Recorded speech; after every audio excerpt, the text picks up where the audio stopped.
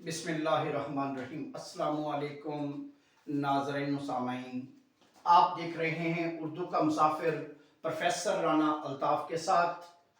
आज हम जदीद नज़्म की अक़साम, आज़ाद नज़्म और सोनेट को देखेंगे। आपने मेरे गुज़श्ता लेक्चर में देखा जहां हमने नज़्म जदीद की तारीफ पढ़ी और फिर उनकी अक़साम की तरफ आए, जिसमें पाबंद नज़्म और मुअर्रा नज़्म को मौजू बनाकर सैर हासिल बात की गई। आज के हमारे लेक्चर में आप देख रहे हैं जो हमारा मौजू है वो आज़ाद नज़्म है।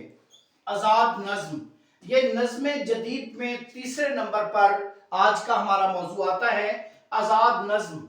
जैसा कि नाम से ही जाहिर है, फ्री वर्स। अंग्रेजी में इस नज़्म को फ्री वर्स कहते हैं। आज़ाद नज़्म में रदीफ काफिया का ख्याल बिल्कुल नहीं रखा जाता। रदीफ काफिये का ख्याल बिल्कुल नहीं रखा जाता, बल्कि सिर्फ बहर का ख्याल रखा जाता है। बहर का ख्याल रखा जाता है। आज़ाद नज़्म के मिसरे छोटे बड़े हो सकते हैं। आज़ाद नज़्म के मिसरे छोटे बड़े हो सकते हैं। सिर्फ एक बहर का ख्याल रखा जाता है, इसमें रदीफ काफिये का ख्याल बिल्कुल नहीं रखा जाता। एक नज़्म इसार मेरे एक दोस्त की है, वो मैं पेश करता हूं, जो नज़्म आज़ाद में, आज़ाद नज़्म में वो आती है कि न जाने कैसे गुलाब जज्बों को पत्ती पत्ती किया था उसने।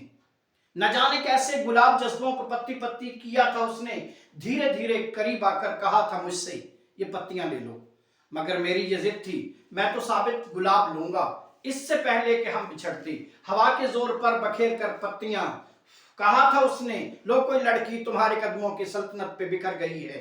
वो दिन और आज का दिन वो मेरे इतराफ में नहीं। ये एक नज़्म आज़ाद थी जो कि इसकी मिसाल की सूरत में आपके सामने पेश की गई। अब हम चलते हैं जो आखिरी हिस्सा है जदीद नज़्म की अक़साम में, वो सोनेट है।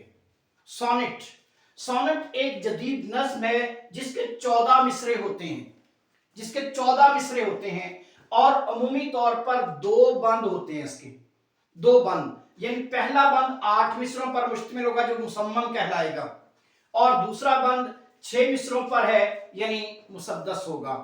अब इस हवाले से बड़े जो मोतबर हवाला है वो अख्तर शिरानी का हो सकता है, नून राशिद का हो सकता है। इन्होंने बड़े खूबसूरत जो सोनेट हैं वो हमें दिए हैं, जो कि आम तौर पर आपने देखे होंगे 11वीं 12वीं की जमात जो किताब पढ़ाई जा रही है वहां पर सोनेट की सूरत में मौजूद हैं।